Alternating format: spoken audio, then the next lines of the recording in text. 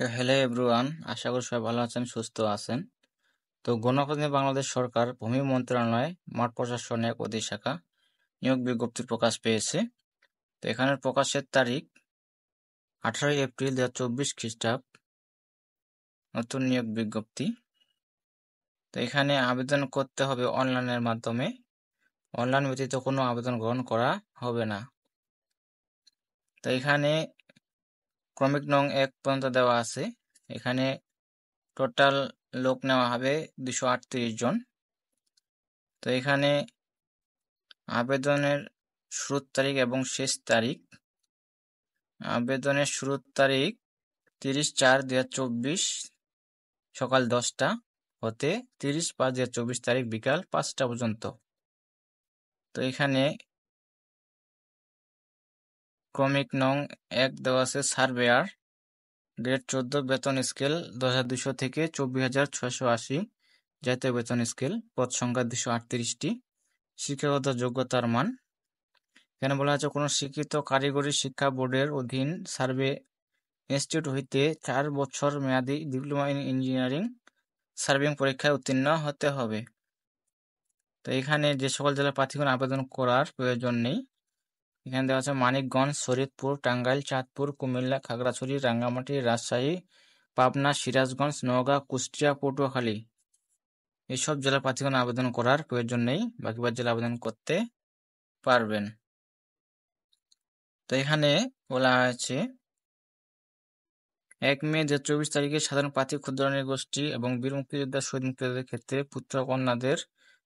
পুত্র-কন্যার ক্ষেত্রে বয়সসীমা 18 থেকে 30 বছর হতে হবে।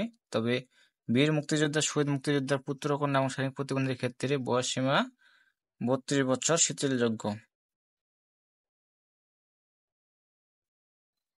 তো এখানে আবেদন করতে হবে অনলাইনের মাধ্যমে। তো আবারও বলছি, এখানে জুম করে দেখেন ওদের। তো এখানে বলা আছে আবেদন আগামী 30/4/2024 তারিখ সকাল 10টা হতে 30/5/2024 তারিখ বিকাল 5টা পর্যন্ত।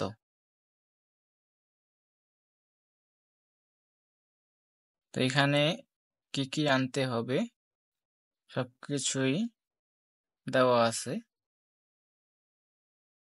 মৌখিক পরীক্ষার সময় সকল সনদের কপি প্রদর্শন পূর্বক অতিরিক্ত 1 সেট সতেজ ফটোকপি দাখিল করতে হবে। দাখিল উপস্থাপনযোগ্য কাগজপত্রের তালিকা নিম্নরূপ: অনলাইন পূরণকৃত আবেদনপত্র, 2 কপি পাসপোর্ট সাইজের সতেজ ছবি, সকল শিক্ষাগত যোগ্যতা সনদ, সরকারি আধা সরকারি স্বায়ত্তশাসিত প্রতিষ্ঠানে কর্মরত প্রার্থীদের ক্ষেত্রে যথাযথ কৃতজ্ঞ প্রদত্ত অনাবদিত জাতীয় পরিচয় মুক্তিযোদ্ধা কোটা আবেদনকারী বীর মুক্তিযোদ্ধাদের। এখানে আপনারা বিস্তারিত দেখে নেবেন, দেখে অনলাইনের মধ্যে আবেদন করবেন। তো এই ছিল আজকের বিষয়। তো অবশ্যই ফলো এবং সাবস্ক্রাইব দিয়ে রাখবেন। তো দেওয়ার কারণ, যখন আমি ভিডিও আপলোড করব তো অবশ্যই আপনি সরকারি চাকরির নিয়োগ বিজ্ঞপ্তি পেয়ে যাবেন ভিডিও আপলোড করার সাথে সাথে। তো এই ছিল আজকের বিষয়। সবাই ভালো থাকবেন, সুস্থ থাকবেন। ধন্যবাদ সকলকে।